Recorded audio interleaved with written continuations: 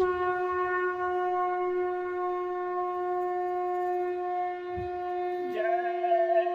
गुरुदेव। जय गुरुदेव। जय गुरुदेव। जय गुरुदेव। काहे देर करे तू इंसान, तू है 2 दिन का मेहमान। काहे देर करे तू इंसान, तू है 2 दिन का मेहमान। काहे झूठी दिखावे शान, तू है 2 दिन का मेहमान। काहे झूठ दिखावे शान, तू है 2 दिन का मेहमान। 4 दिन की काया है ये, 4 दिन की माया है। 4 दिन की काया है ये, 4 दिन की माया है।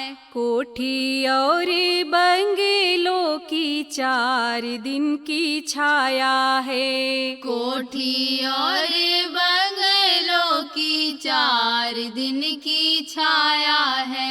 तेरा घर होगा शमशान,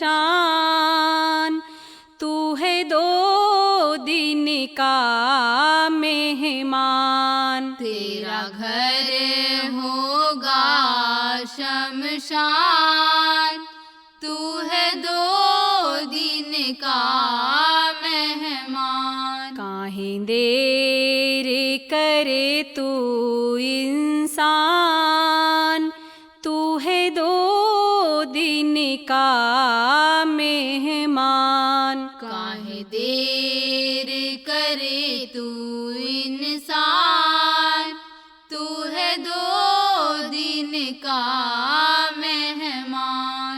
जिसमें तू रहता है देश ये बेगाना है। जिसमें तू रहता है देश ये बेगाना है। एक दिन आए ऐसा छोड़ी से जाना है। एक दिन आए ऐसा छोड़ी से जाना है। सही मंजिल को पहचान, तू है 2 दिन का मेहमान। सही मंजिल को पहचान, तू है 2 दिन का मेहमान। काहे देर करे तू इंसान, तू है 2 दिन का मेहमान। काहे देर करे तू इंसान, तू है 2 दिन का मेहमान। काहे तू गुमान करे, काहे को अकड़ता है। काहे तू गुमान करे, काहे को अकड़ता है।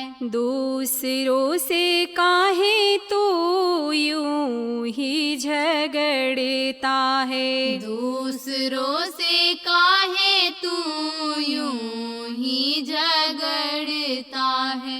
कर सतगुरु की पहचान, तू है 2 दिन का मेहमान।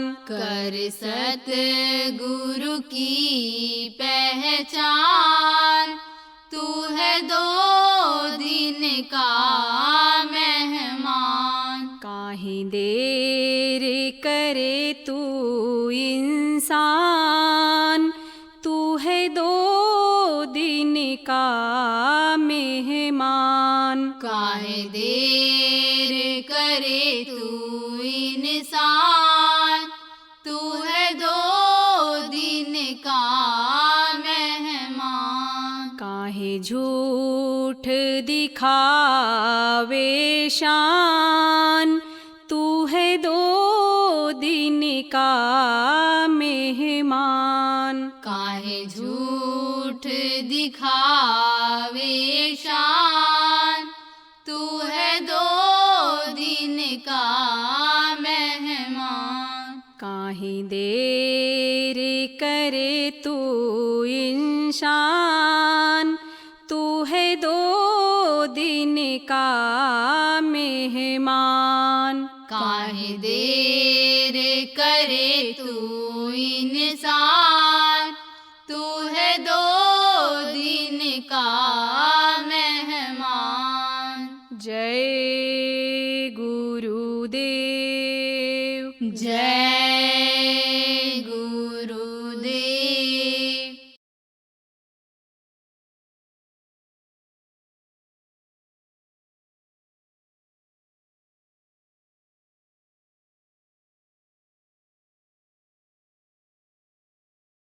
देखो, पहले के समय में क्या नियम था कि धर्मादा लोग निकालते थे। कौन निकालता था? व्यापारी लोग धर्मादा अपने में से निकालते थे। गृहस्थ देखो कुछ न कुछ निकालते था। यहाँ तक कि कहा गया ज़्यादा बरकत के लिए 10वां अंश निकालना चाहिए, निकालता ही था। देखो, बहुत सी जगह पर जहाँ माताओं की चलती है, माताएं कौन? जो बहुत वृद्ध हैं, बूढ़ी हैं, लेकिन किसी किसी परिवार पर इतनी दया है उस प्रभु की कि एक बुढ़िया पूरे परिवार को अपने हुकूमत में चलाती है। उस घर में आप देखो तो भोजन बनने से पहले चाहे आटा बने, चाहे दाल बने, चाहे आप समझो चावल बनाए, तो उसमें से थोड़ा सा एक चुटकी निकाल करके वो रख लिया जाता है। तो वो इसलिए रखा जाता है, किस लिए रखा जाता है कि इससे बरकत बढ़ जाए। तो ये नियम यानी शुरू से चला आ रहा है कि कुछ उसमें से निकालते रहना चाहिए। अब मन उधर से जब हटेगा, जहाँ लगेगा वहाँ जाएगा, तो ये जो लगेगा जहाँ जाएगा, कहाँ जाएगा? अच्छी जगहों पर ही, यानी जो भी सत्संगी हो, आप नामदानी हो या जो भी शाकाहारी लोग हो, अच्छे जगहों पर ही जब ये लगेगा तभी आप समझो कि आपको इसका फल मिलेगा। तो वो जानकारी आपको बहुत से लोगों को है ही, जो सत्संग बराबर सुनते रहते हो कि कहाँ लगाना चाहिए। तो धन की भी सेवा यानी समझो कि करते रहे हैं, सब लोग शुरू से करते ही रहे हैं, तो उसको भी करने से क्या होता है? उससे बरकत बढ़ती है, सफाई होती है। क्योंकि ये उदाहरण मिलता है जगह जगह।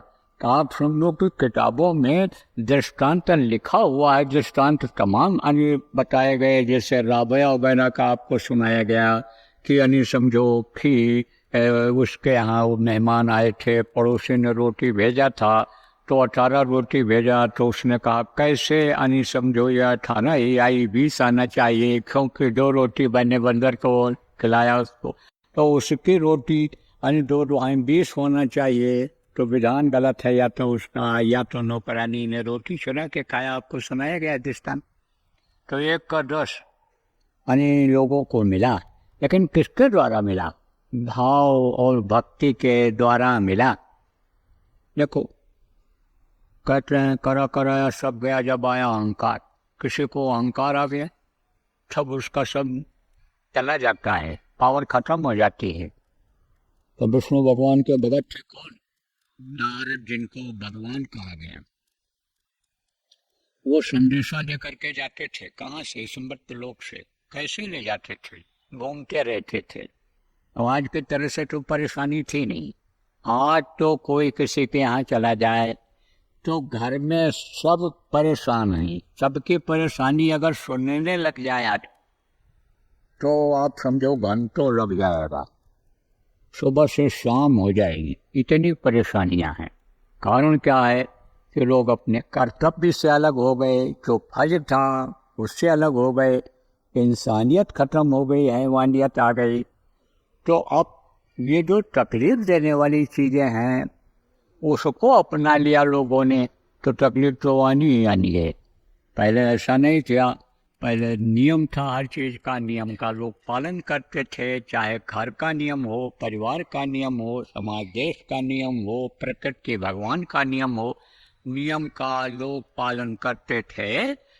तब नियम के पालन करने से फिर लोगों को दिक्कतें नहीं आती थी। थोड़ी देर भगवान का भजन लोग करते थे, प्रभु को याद करते थे, अपने तौर तरीके से ही चाहे याद करते थे, लेकिन याद करते थे तब इतनी तकलीफें नहीं थी। तो नारद जी घूमते रहते थे, किसी कोई तकलीफ हो तो उसका निवारण भी कर देते, कोई पूछता तो ध्यान लगाते और विष्णु लोक में चले जाते थे, विष्णु भगवान से पूछ लेते थे, आके बता देते थे कि भाई तुम्हारे लिए इस तरह से ठीक रहेगा, ये फायदेमंद रहेगा, ऐसा कर लो, इससे तुम्हारी समस्या खत्म हो जाएगी, परेशानी दूर हो जाएगी। तो एक दिन घूमते हुए जा रहे थे तो एक पंडित जी का घर था। तो पंडित जी ने देखा, प्रणाम किया, बैठाए। तो अब स्वागत सत्कार तो होना ही था। स्वागत सत्कार हुआ, भोजन किए, विश्राम किए। वहीं जब चलने को हुआ, दोपहर के बाद जब चलने लगे, तब पंडितानी ने कहा पंडित जी से, कहो। तो उन्होंने कहा क्या कहें। तो नारद जी ने पूछ दिया, अरे ये नहीं कह पा रहे हैं तो पंडितानी तुम ही बता दो। तब बोले कि नहीं, हम नहीं यही बताएंगे। तब उन्होंने कहा पंडितानी क्या कहना चाहते हैं, आप समझ रहे हो? बोले महाराज समझ रहा हूँ, कोई औलाद नहीं है, लड़का नहीं है। बोले अच्छा, आधार दिखाओ। तो ज्योतिष के जानकार थे, हस्तरेखा के जानकार थे। हस्तरेखा से बहुत से लोग भविष्य को, वर्तमान को समझ जाते हैं, बता देते हैं हस्तरेखा से। तो देखा आपको, तो कहा तुम्हारे तो कोई लड़का आई थी, बाकी प्रारंभ में तुम्हारे कोई संतान ही नहीं है। निराश हो गए पंडित जी, चले गए नारद जी। उसी गांव के पास में एक पहाड़ी थी, तो उस पर एक महात्मा रहते थे, फकीर, मस्त फकीर। मस्त किसको कहते हैं? जैसे आप लोग सेवा करते हो, टूट के सेवा करते हो, विश्वास के साथ सेवा करते हो, और फिर शाम को जब हाथ पैर धोते हो तो मस्ती रहती है। कोई काम होता है और उत्साह के साथ उसको करके पूरा कर देते हो तो कितनी खुशी होती है। ऐसे ही यानी मस्ती जब आ जाती है तो देखो, मस्ती में कितने ऐसे उदाहरण रहे हैं कि नाचने लगे हैं लोग, और वो ऊपर की दौलत जब मिलती है तब पैर रुकता है। मीरा देखो, पगो गुरु बांध मीरा नाची रे, मीरा नाचने लग जाती थी। लोग समझ नहीं पाते थे क्या हो गया इसको, नहीं तो अभी सीधे साधे ठीक ठाक बैठे थे, आंख बंद किया, थोड़ी देर के बाद नाचने लग गई, मगन हो गई उसी में। तो अल्लाह फकीर रहता था, तो उसका क्या नियम था? नियम यह था कि वो गांव में जब भूख लगती तो पहाड़ में तो उतर करके चला आया करता था, और जब आता था आवाज लगाता था, तब कोई न कोई उसको बोला करके फकीर को, महात्मा को खिला देते थे। तो एक दिन क्या हुआ, तो महात्मा आ रहे थे उधर, तो कोई अपना खा करके दरवाजा बंद कर लिया था, और एक आध लोग जो मिले उन्होंने कोई ध्यान नहीं दिया। तब उसने सोचा, भाई लगता है आज एकादशी का व्रत रह जाना पड़ेगा, भूखा रहना पड़ेगा। कहा गया कि स्वामी धनधाम शरीर ले। तो स्वामी जी महाराज ने कहा, इस शरीर अगर ठीक है, इष्ट पुष्ट है, तो ये धन और धाम सब काम आता है।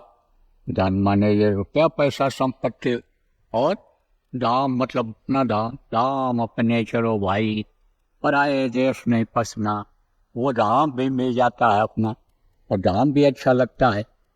आप पे समझो कि वो आदमी हो कोई, तो भूखा को कुछ अच्छा लगता है? और रोटी न दो और उसको नोटों के गड्ढे दे दो, बैठा दो सोने के खदान में, ये सब तुम्हारा है तो सोना खाएगा तो डोट खाएगा। तो इसलिए शरीर को स्वस्थ रखने के लिए कुछ उसको देना पड़ता है। तब उसने सोचा भाई ऐसे तो मिलने वाला नहीं है। महात्मा ने कहा, आवाज लगाना शुरू किया तो भी देखो संयोग की बात कोई सुना ही नहीं। फिर उसने ये कहना शुरू किया कि जो एक रोटी खिलाओगे उसके एक लड़का पैदा हो, जो 2 रोटी खिलाओगे उसके 2 बच्चे पैदा हो, 3 खिलावे तीनों, 4 रोटी खिलावे उसके 4 बच्चे पैदा हो। अब ये आवाज सुन लिया, किसने सुना? पंडितानी ने। अरे उछल पड़ी, फिर रोटी से बच्चे मिलने वाले हैं तो अब मौके से चूकना नहीं चाहिए। कैसा नामदान मिल गया, तो नामदान मिल गया और शरीर भी अभी ठीक है, सेवा मिल गई और सेवा के लिए हम सक्षम हैं, तो सेवा भजन छोड़ना नहीं चाहिए। ऐसे ही उसने क्या किया, पंडितानी ने बुलाया, बैठाया महात्मा को और सेक करके बढ़िया रोटी खिला दिया गरम गरम। चला गया वो महात्मा। चला गया तो अब आप समझो कि कहा गया तथा न जाए देव ऋषवाणी, महात्माओं की बातें गलत होती नहीं है। और मान लो महात्मा की बात अगर गलत हो गई, ऋषि मुनि की बात गलत भी हो गई, तो संत की बातें गलत नहीं होती। संत वचन पलटे नहीं, पलट जाए ब्रह्मांड। संत का जो दर्जा होता है सबसे ऊंचा होता है, और वो जो चीज होने वाली होती है बताते हैं, वो जो भविष्य का जिसका यानी उत्तम होता है, सबका भविष्य जिससे उत्तम होता है वो काम करते हैं। तो वो महात्मा तो चले गए। अब इनके बच्चे पैदा होने लगे, 1 2 3 4 पैदा हो गए। कुछ दिन के बाद नारद जी का उधर जाने का नंबर लगा, तो वो इतने बड़े वो सब दरवाजे पर खेल रहे हैं। देखा नारद ने, कहा है बच्चे किसके हैं? ये तो पंडित जी का घर है, जहाँ पर हम आए थे, भोजन कराया था उन्होंने। और देख लिया पंडित जी ने, बुलाए, ले गए, बैठाए। सबसे पहले तो नारद ने पूछा, 2 ही आदमी वादे थे, पंडित और पंडितानी, और कोई दिखा नहीं। तब पूछ बैठे कि बच्चे किसके हैं? सब पंडित जी ने कहा, पर वो आप ही ने तो दिया है, आप ही के तो बच्चे हैं, आपके आशीर्वाद से ये बच्चे पैदा हुए। अब इनके चेवर चढ़ गई, अरे बच्चे पैदा कैसे हुए जब बाकी में नहीं था? ये बच्चे मिले कैसे इनको? कुछ नहीं बोले, उठ करके चले गए। अंदर आया गया, हम पहुंच गए विष्णु भगवान के दरबार, और देखते ही बरस पड़े, ये कैसे हो गया? यानी बच्चे आप ऐसे जो पैदा कैसे हुए जब भाग्य में नहीं था? फिर थोड़ी देर तक वहीं रहे। विष्णु भगवान फिर कराहने लगे, बोले प्रभु क्या हो गया आपको? और बोले हमारे नहीं। फिर उन्होंने कहा कि जो है हमारे यहाँ, बोले कि हमारे कलेजे में बहुत दर्द हो रहा है और हमारा जो लगता है कि प्राण निकल जाएगा और हमको तकलीफ है। अब इनको सवाल का जवाब लेना था, लेकिन वो प्रेम तो था ही विष्णु भगवान, और पूजा उपासना उन्हीं की करते थे और अपने तपस्या के बल पर ही उनका दर्शन इनको मिलता था, तो प्रेम तो था ही। तो प्रेम था तो बोले प्रभु तो क्या करना चाहिए, यानी आपके लिए कौन सी औषधि काम करेगी? बोले कोई औषधि, कोई दवा, कोई जड़ी बूटी हमको काम नहीं करेगी। इसके ऊपर जब खून किसी भगत का लगेगा, लेप होगा, तब कलेजे का दर्द जाएगा। कलेजे का दर्द कलेजे से ही जाता है, ऐसा नहीं होगा। बोले मैं अभी जाता हूँ मेट्रोलोक में, और जाता हूँ अभी कहा कोई भगत का जब लगेगा तब होगा। तो फिर ये ध्यान भंग किए। अब घूमने लगे कटोरा लेकर के घूमने लगे। तो एक से एक त्रिमुंड किसको कहते हैं? वो जो त्रिशूल जैसा मत्थे में बनाते हैं, चंदन लगाते हैं, पूजा पाठ करते हैं, अनुष्ठान करते हैं, उनसे मिले और बोले विष्णु भगवान के कलेजे में बहुत दर्द है और कोई खून अपना दे दे, एक कटोरा खून दे दे तो आप समझो कि उनकी जान बच जाएगी। हम लोग सोचने लगे, वो सोचे कि भाई खून दे देंगे, एक कटोरा खून दे देंगे तो मर जाएंगे, और खून कौन दे? कलेजे का खून कलेजे से, अन्य कैसे हो सकता है? कलेजा तो मर जाएंगे। टीकाधारियों से पूछे, जो टीका लगाते कंठी बांधने वालों के पास गए, सबके पास गए, जिनको भगत समझते थे सब लोगों ने इनकार कर दिया। हम निराश होकर के लौट रहे थे, तब तक वही भगत उधर से आ रहा था। तब पूछा, भगत ने प्रणाम किया इनको, बड़ी मान्यता थी इनकी। अब आपने समझो कि साहब के सेवक बड़ो छोटे गौरव सुजान को स्वामी जी महाराज ने कहा। तो स्वामी जी महाराज पूरे सत्य थे, पूरे सक्षम थे, लेकिन दूसरे को महत्व ज्यादा देते थे। गोस्वामी जी महाराज के पास तमाम लोग गए शास्त्रार्थ करने के लिए, उनको यानी समझो कि परास्त करने के लिए सबको सम्मान दिया, आदर दिया। ऐसे ही देखो गोस्वामी जी महाराज के नाम के थे हाथरस वाले, यानी समझो वो भी पूरे संत थे, उन्होंने भी सम्मान लोगों को पहले बहुत दिया, तो छोटे बन जाते हैं। आ गया लघुता से प्रभुता मिले, प्रभुता से प्रभु, छोटे रहने से ठीक कोई चीज मिलती है। कहा कि लघुता से लघुताई भई, प्रभुता से लघुताई भई, और लघुता से सब होए, और जो द्वितीया के चांद को शीर्ष नवे सब खोए। पूर्णिमा का चंद्रमा को कोई प्रणाम करता है? कोई नहीं करता है।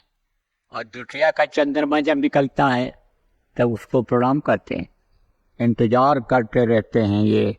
और रमजान जब आने को होता है और रोजा रहते हैं तो द्वितीया का चांद को देख करके और खुश हो जाते हैं कि अब ये जो हमारा संकट है, ये जो बगैर पानी के तड़पते रहे दिन में, बगैर भोजन के हम अपने शरीर को गलाते तपाते रहे, उससे अब हमको राहत मिल जाए। तो छोटापन यानी जिसके अंदर रहता है वही महान रहता है, महान हो जाता है। तो इनको प्रणाम किया और कहा, प्रभु आप ये कटोरा लेकर कहाँ घूम रहे हो? उससे भी इन्होंने यही बात बताया।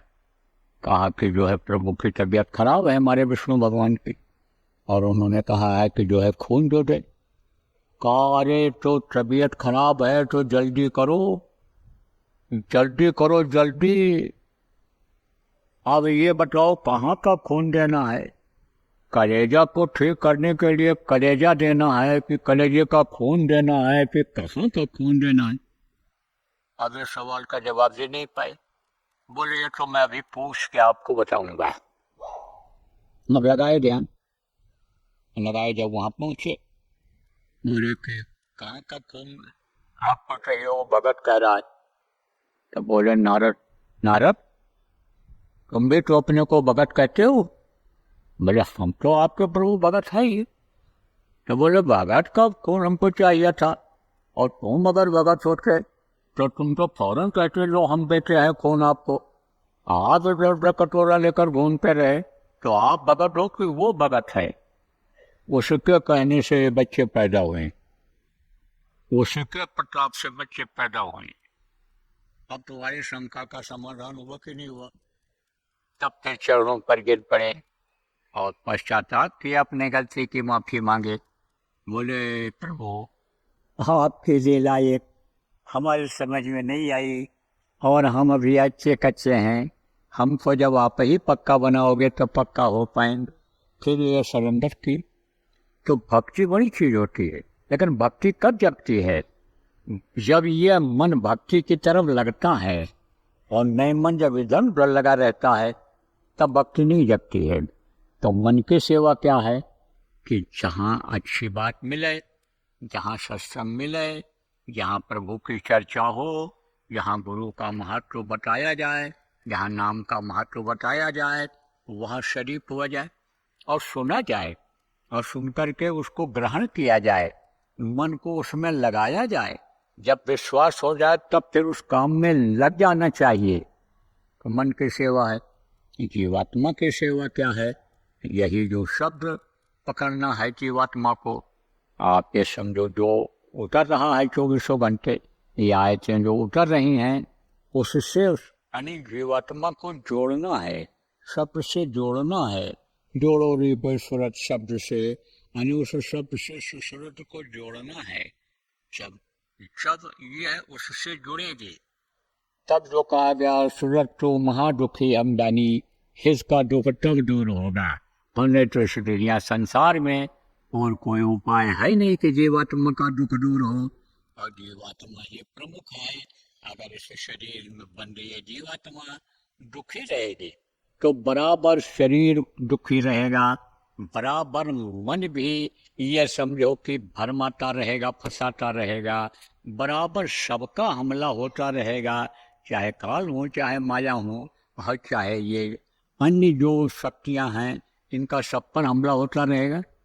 तो सूरत कब खुश होगी? जब ये शब्द को पकड़ेगी, तब इसकी जब भूख मिटेगी, तब आप ये समझो कि जैसे भूखे को रोटी खिला दो तो खुश हो जाता है, ऐसे ही ये खुश होगी, जीवात्मा खुश हो जाएगी। और जीवात्मा जब खुश हो जाएगी तब रोम रोम प्रसन्न हो जाएगा। रोम रोम आप ये समझो कि यानी से खुशी जो है छलकने लगेगी, और रोम रोम से प्रकाश होते निकलने लग जाएगा। और यही मानो आप ये समझो कि भगवान, और भगवान से परमात्मा बन जाए। कहते हैं ना कि हैवान से जब सत्संग मिलता है, सदगुरु मिल जाते हैं, तो हैवान से इंसान बना देते हैं, और इंसान से भगवान बना देते हैं, और भगवान से फिर वो तद्रूप हो जाता है, पर वो जैसा हो जाता है। तो समझो तब ये जीवन प्रेमियों में सार्थक होगा। तो बराबर आपको लगे रहो, सेवा में लगे रहो, तन मन धन जीवात्मा की सेवा में जो अपना जैसे हो सके लगे रहो, और बराबर गुरु महाराज से प्रार्थना प्रेमियों करते रहो कि हमारा यह तन, हमारा यह मन, हमारा यह धन, यानी समझो कि आपके काम आ जाए, आपका नाम काम बढ़ाने में काम आ जाए, और हमारी ये जीवात्मा यानी सेवा करके हमारे यानी घर पहुंच जाए, हमको फिर इस दुख के संसार में आना न पड़े।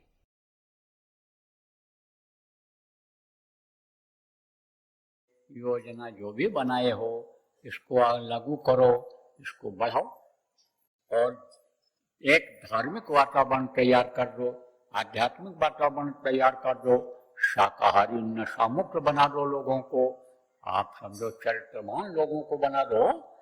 जब ऐसा समाज बन जाएगा तब समझो कि कलयुग पर आपको विजय मिल जाएगी। तब काल माया कुछ नहीं कर पाएगा। जब आपके अंदर निर्मलता आ जाएगी, लोगों के अंदर निर्मलता आ जाएगी, गंदगी जब साफ हो जाएगी, तब आप ये समझो कि तन मन से सच्चा रहे, और सदगुरु पकड़े बांह। गुरु महाराज तो काम छोड़ करके गए, उस काम को पकड़ लो, वही गुरु का बांह पकड़ना हुआ, वही गुरु उसी का बांह पकड़ेंगे। जय गुरुदेव। सरकारी व गैर सरकारी अनुदान के लिए बिना सत्संगियों के सहयोग द्वारा जनहित के कार्यों में लगी हुई बाबा जय गुरुदेव धर्म विकास संस्था का मुख्यालय पिंगलेश्वर रेलवे स्टेशन के सामने मक्सी रोड, उज्जैन, मध्य प्रदेश में है। यहाँ पर सत्संग व नामदान का कार्यक्रम होता रहता है। अतः आप श्रोताओं से अनुरोध है कि बाबा उमाकांत जी महाराज के आश्रम उज्जैन एक बार परिवार सहित जरूर पधारिएगा। आपके सुझाव के लिए व्हाट्सएप नंबर 9575600700। जय गुरुदेव।